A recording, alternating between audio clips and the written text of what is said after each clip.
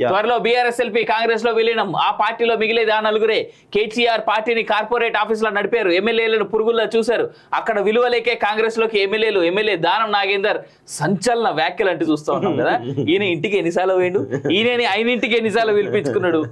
తీయమంటావా చిట్టాలు? ఇక్కడ విషయం ఏంటి అంటే ఇది కేసీఆర్ కు జరగాల్సింది, ఖచ్చితమే. కేసీఆర్ కు తగిన శాస్తి చేస్తున్నారు దానం నాగేందర్ లాంటి వాళ్ళు.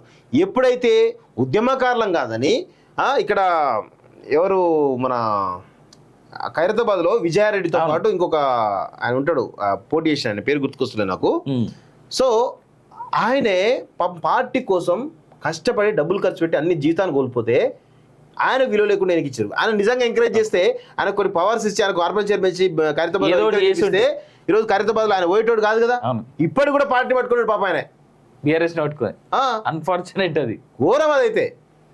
ఎమ్మెల్యేలు కలిసేటోళ్ళు కాదు, ఇలాంటి వాళ్ళని తీసుకొచ్చేసి వాళ్ళకు పెద్దపీట వేయడంతో తలసాని శ్రీనివాసాన్ని పెద్దపీట వేయడంతో వాళ్ళు ఏం చేస్తారు, పక్క పార్టీలో పోతున్నారు. పోవడమే కాకుండా మీ పైన ఎన్ని విమర్శలు ఇస్తున్నారు చూడండి. ఇలా ఆఖరికి కేటీఆర్ తీసుకొచ్చి సరే మాలాంటి వాళ్ళం అంటే మేము విమర్శించాలి, మా హక్కు అది, మా బాధ్యత అంతే, దాని తప్పు లేదు. నిన్నటి దాకా నువ్వు ఇచ్చినటువంటి ఈయన ఇంటి ముంగట్టినటువంటి ఆ ల్యాండ్ కబ్జా అయింది, ఆయన ఇల్లు దాటి మెయిన్ రోడ్ మీదకి వస్తే ఆపోజిట్ లో ఇవాళ హైదరాబాద్ లో చాలా వరకు ఉన్నటువంటి ఏంటది మన దీపావళి పండుగ వస్తే వేసేటువంటి షెడ్లన్నీ వేసేది ఆయన కబ్జా పెట్టిన ల్యాండ్లనే.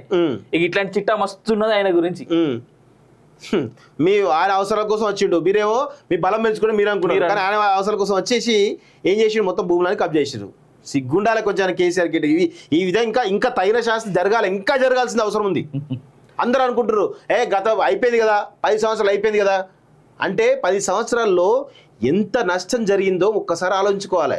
10 సంవత్సరాలు ఒక నమ్మకంతో ఈ తెలంగాణ రాష్ట్రంలో తెలంగాణ తెచ్చిండు కదా కేసీఆర్, ఆ తెలంగాణ తెచ్చిన దానిలో అగ్రభాగం ఉన్నాడు కదా అని చెప్పేసి ఆయనకు పట్టం కడితే చాలా నీచంగా ఈరోజు తెలంగాణను సర్వనాశనం చేసిండు. అందుకే కేసీఆర్కు ఇంకా తగిన శాస్త్రం జరగాలని మేము కోరుకుంటా ఉన్నాం, ఇంకా జరగాలి.